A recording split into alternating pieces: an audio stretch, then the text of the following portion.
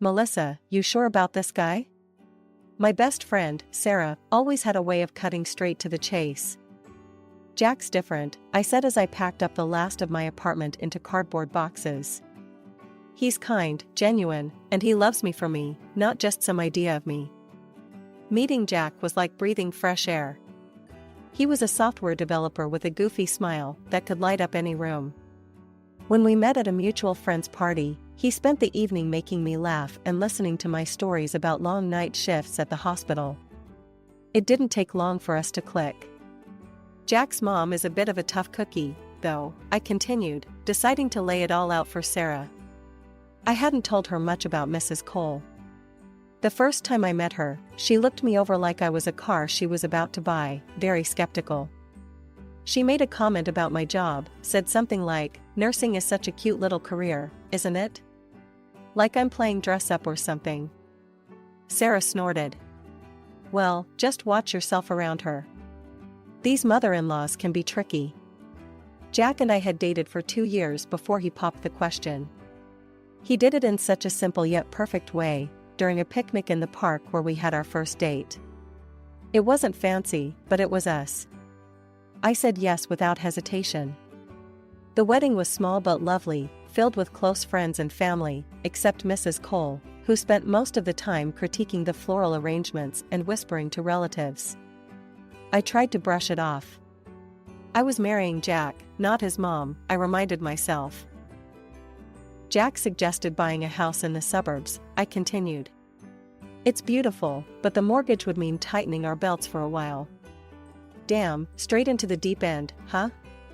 How do you feel about that? I hesitated, my hands fiddling with the tape dispenser. I'm not sure. It's a big commitment, and with my shifts, it's not like I have a lot of spare cash floating around. Make sure it's what you both want, Mel. It's not just his life, it's yours too. I knew she was right.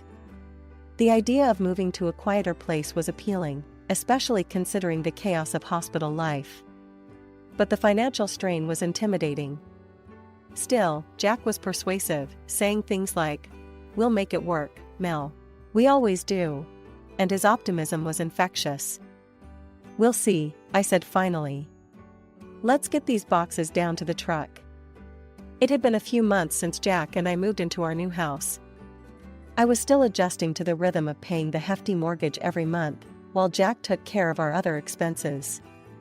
Life was settling into a new kind of normal until the day Jack came back from visiting his mom, and everything turned upside down. Jack walked through the door, not alone but with his mother, Mrs. Cole, who had a grim look and a suitcase that looked like it housed her entire life. "Mel, Mom's going to stay with us for a bit. She's not feeling great," Jack said, as if it was a small, trivial change to our daily lives. I stood there, mouth slightly open, a frown forming. "Jack, when were you going to discuss this with me?" My voice was calm, but the annoyance was hard to mask. "Look, I know this is sudden, but she's really ill," Jack replied, his eyes pleading for understanding. Mrs. Cole, setting her suitcase down with a heavy thud, chimed in. "Those doctors don't know anything. They just want to steal the little pension I have left. I'm going to follow a special treatment plan my friend suggested. She just got back from some island and swears by it." I sighed, pinching the bridge of my nose. "Jack, we should have talked about this. We could arrange for a nurse or find a good facility." Jack's expression hardened. "Mel, I owe her. She's my mom. We're not sending her anywhere." Mrs. Cole walked over and hugged Jack tightly, giving me a look over his shoulder that could chill coffee. "Thank you, son. At least someone cares about me." As she released Jack and began surveying the room, her criticism started. "All this furniture is all wrong. It's blocking the energy flow. And, Melissa, really, this place is a mess," she declared, her voice filled with a mix of disdain and condescension. Jack rushed to her side, nodding and muttering agreements. I clenched my fists, feeling my space and my opinion shrinking by the second. Over the next few days, my home turned into Mrs. Cole's personal project. Every morning started with her critiques. Melissa, these curtains are all wrong. They block the sunlight and positive vibes. And why is there so much clutter here? Jack was no help. Every time I tried to discuss a boundary or compromise, he stood by his mother. Mel, she's just trying to help. Let's just do things her way for a while. One evening, I reached my breaking point. Jack, we need to talk. Now, I said firmly as I pulled him aside. Your mother is taking over our home, and you keep siding with her. You're my husband. I thought we were supposed to be a team. Jack sighed, running his hands through his hair. I know it's tough, but she's family. We have to look after her. She's old and alone. I get that she's your mom, but where do I fit into this? Am I just supposed to nod and smile and let her redo our entire house? When do my feelings get considered? My voice cracked a bit at the end. Jack looked torn, his face a mix of frustration and guilt. I'm sorry, Mel. I didn't realize it was this bad for you. Let's sit down with Mom tomorrow and set some ground rules. The next day never came for that talk. Mrs. Cole had bigger plans, and Jack, as always, was swept up in her current. I retreated, feeling more like a guest in my own home with each passing day. The tension in our house was ramping up each day, and I was caught in a relentless cycle of exhaustion. Balancing night shifts at the hospital with the increasing demands at home was wearing me down. One afternoon, after a particularly grueling night shift, I collapsed into bed, hoping for a few precious hours of sleep. But peace was a luxury I couldn't afford, not with Mrs. Cole around. Barely an hour into my sleep, her voice, shrill and piercing, jolted me awake. Melissa, how can you sleep at a time like this? I'm ill and there's nothing to eat. You need to take care of me, she bellowed from the kitchen. I dragged myself out of bed, my body heavy with fatigue, and stumbled into the kitchen. Mrs. Cole, I just came off a night shift. I really need to sleep. Can it wait a bit? She was rummaging through the cabinets, clattering pots and pans. No, it cannot wait. I need proper nutrition. Look at this, there's nothing here I can eat. I leaned against the doorframe, barely keeping my eyes open. What exactly do you need? I'll make something quick. This. She thrust a crumpled magazine page at me. I need a meal with these ingredients. They're essential for my condition. With a heavy heart, I started pulling out whatever was closest to the list, trying to cobble together a meal that would appease her. It was slapdash, but it would have to do. After eating, she wasn't done with her demands. Now, come rearrange my room. The bed needs to be on the other side, and hang the mirror on the north wall. It's good for prosperity. That evening, when Jack came home, I was at my breaking point. Jack, we need to talk. Your mom, she's not as sick as she says. I asked her to get checked at the hospital, to get a proper diagnosis, but she refuses. She doesn't trust hospitals. She's doing what she believes in. Why can't you support that? Because it's not practical. I'm a nurse, Jack. I know what care looks like, and this isn't it. She's capable of taking care of herself. She's manipulating us.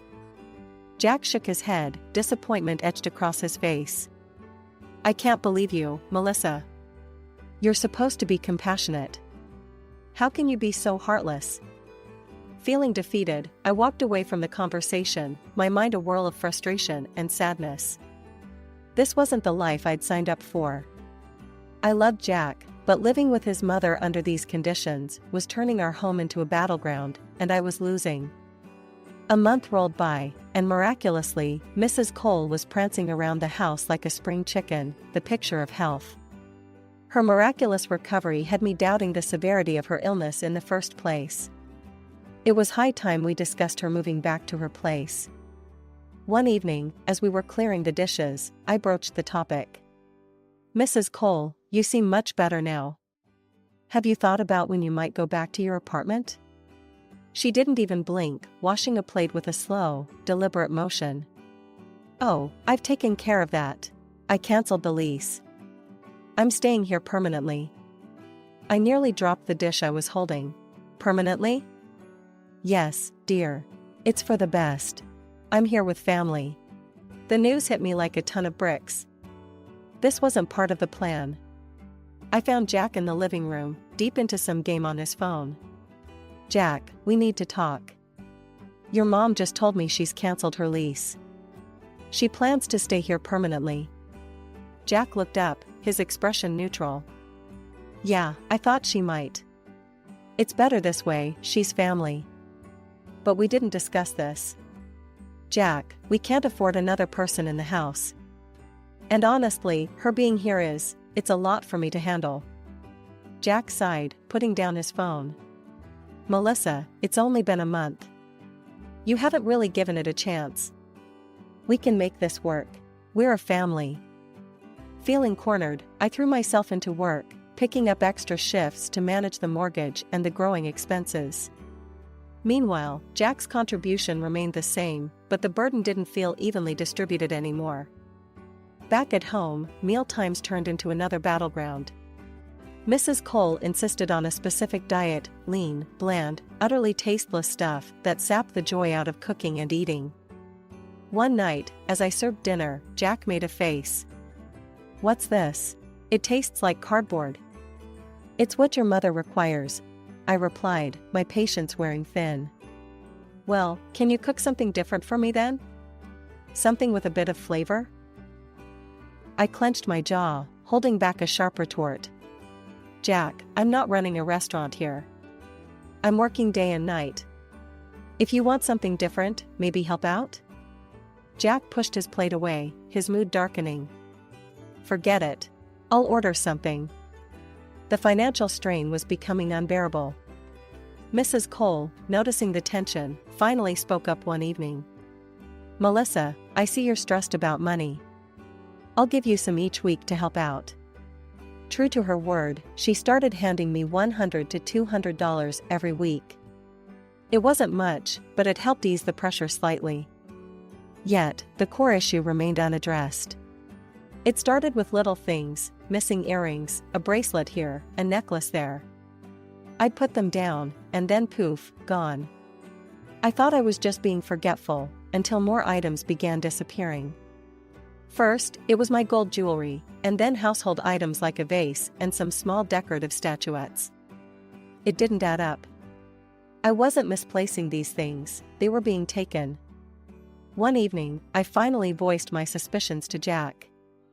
I think your mom might be taking my things. My jewelry's gone, and now other items are missing too. Jack's reaction was instant and intense. I can't believe you'd think so low of my mom. She's not a thief. With no way to secure my belongings at home, I started taking my remaining jewelry to work.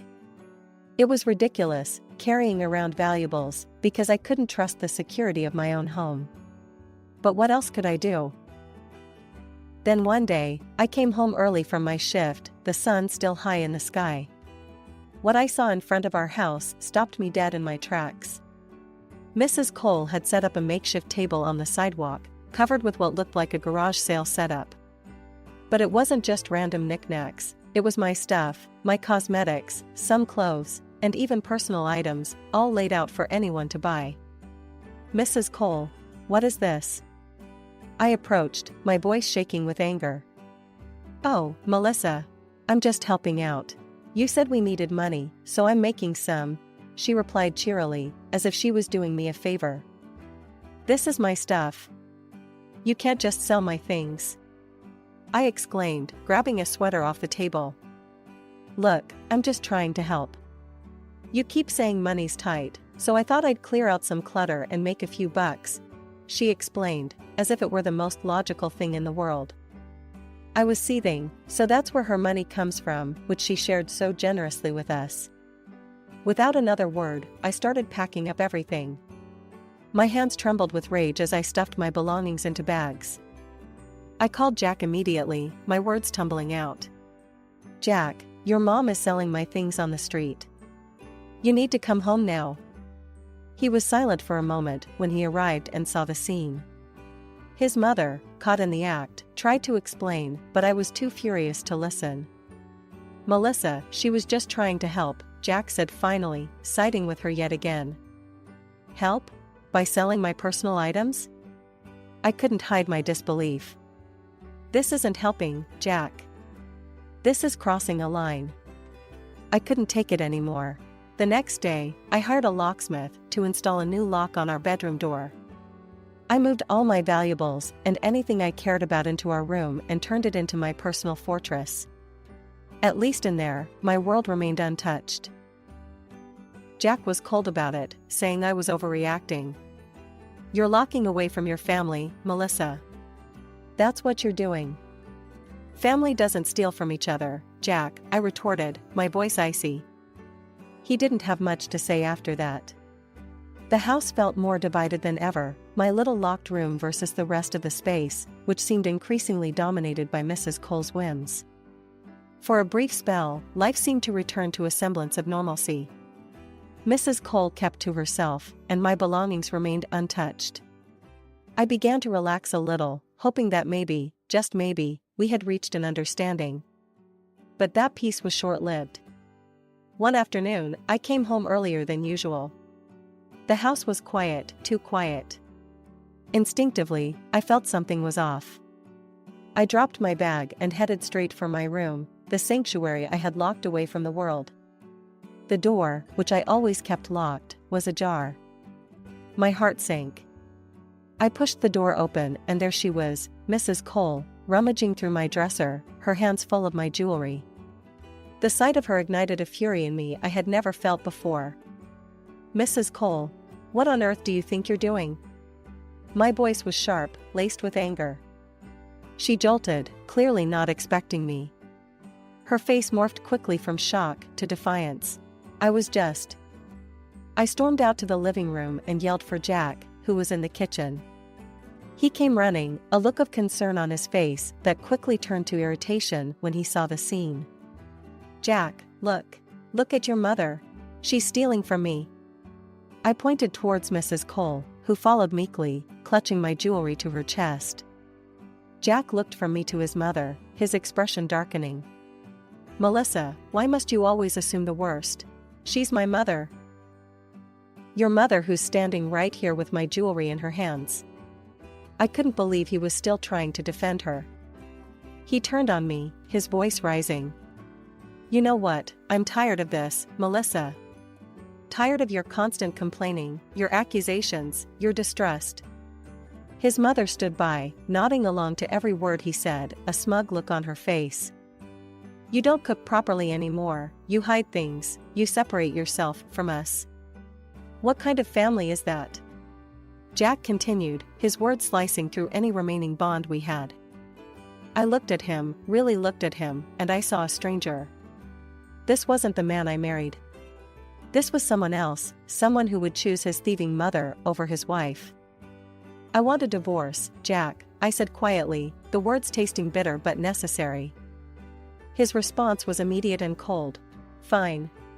The next few weeks were a blur of lawyers, papers, and cold, silent meals.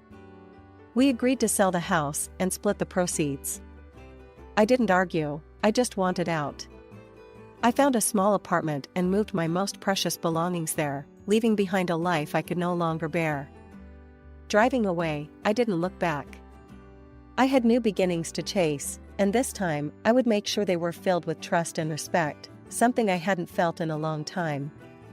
Jack and his mother could have each other, and I would finally have myself. I came back to the house to pick up the last of my things, expecting it to be quiet. Instead, I was met with fury. As soon as I stepped through the door, Jack was on me like a storm. There you are, you vile woman. Where is my car? His face was red, his voice loud enough to shake the windows. What are you talking about, Jack? I didn't take your car, I said, genuinely confused and taken aback by his aggression. Don't play dumb with me, Melissa. My car's gone, and you took it because you want revenge. He stepped closer, his eyes wild. His mother, sitting in a chair with a blanket around her shoulders, chimed in, her voice dripping with venom. She's always been awful, Jack. I told you she was no good. I was speechless. The situation was spiraling, and I had no idea how to calm it down. Before I could gather my thoughts to respond, Jack's phone rang. He snatched it up, still glaring at me. His face changed from anger to confusion as he listened. What? An accident? My car? He paused, looking between his phone and his mother. Who was driving it? His mother's face went pale. I watched as the truth came crashing down. The room went silent except for the voice on the other end of the phone line, which I couldn't hear. Jack ended the call and turned to his mother, his voice shaky with restrained rage. Mom, tell me you didn't take my car. His mother started to sob, her hands covering her face. I just wanted to go for a ride. I didn't mean any harm. You weren't supposed to drive it. You're not on the insurance. Do you understand what this means? Jack's voice rose with each word. I stood there, watching the drama unfold, the pieces falling into place. Jack's anger boiled over. Get out. I can't even look at you right now. You're going to pay for this, every last cent. His mother tried to plead with him, but he wasn't having it. He grabbed her things and shoved them at her, pushing her towards the door. Go. I'll be contacting a lawyer about this. She was crying, a pitiful, wailing sound that might have once made me feel sorry for her. Not today. Today, it was just noise. As the door slammed behind her, Jack turned to me, suddenly softening. Melissa, I didn't know. I'm sorry. Can we start over? Maybe we can. I cut him off, my own voice calm but firm. Jack, you never stood up for me. Not once. How could I ever trust you to protect me or us? I can't be with someone who doesn't see me, who doesn't believe in me. After the divorce was finalized, and the house sold, splitting the money felt like the last cord tying me to a life that was no longer mine. I found a cozy apartment in a friendly neighborhood. The first time I made the mortgage payment, I was relieved. It was nothing like the suffocating debt of our old home. This was manageable, something that didn't keep me up at night. The place was small, but every corner of it was filled with possibilities. Decorating it became my new project, a way to reclaim my space and my identity. One lazy Sunday afternoon, as I was arranging some books on a new shelf, my phone rang. It was my best friend, Sarah. Hey, Melissa. How's the new apartment treating you? Sarah's voice was always bubbly, even through the phone. It's great, Sarah. Finally feels like I'm breathing again, I said, smiling as I looked around my little living room. I heard about the lawsuit. Jack really went through with it against his mom, huh? Her tone was a mix of disbelief and curiosity. I chuckled, not without a hint of irony. Oh, he did. And he won. His mom has to pay for all the repairs to the car. Last I heard, she had to pick up a job because of it. No way. She's working? After all those years of acting like the queen bee? Sarah's surprise was palpable. Yep, reality hit her hard. They've been at each other's throats since the court decision. It's a mess, but honestly, Sarah, they dug that hole for themselves, I said, not able to keep the satisfaction out of my voice. After hanging up, I thought about how much had changed. Jack and his mother were a constant source of drama, and now, distanced from it, my life was mine again, quiet, peaceful, mine. Over the next few months, I threw myself into decorating my new apartment and taking up hobbies I neglected. My evenings were no longer about navigating family dramas, but about rediscovering what made me happy, reading, painting, and sometimes, just watching old movies. One evening, while I was painting a canvas with broad, vibrant strokes, my phone rang. It was Jack. Melissa, hi. Just wanted to check in. How are you? His voice was tentative, unsure. I'm good, Jack. Really good, actually. Just working on a painting right now. I responded, my tone polite but distant. That sounds great. I'm glad you're doing well. He paused, and I could almost hear him struggling to find the right words. Listen, I've been doing some thinking. I cut him off before he could continue. Jack, I hope you find whatever it is you're looking for. But for me, I've already found it, my peace. I need to focus on that. Hanging up, I looked around my little apartment, my sanctuary, filled with things that brought me joy. The phone call hadn't stirred the old chaos, it had only affirmed my new path.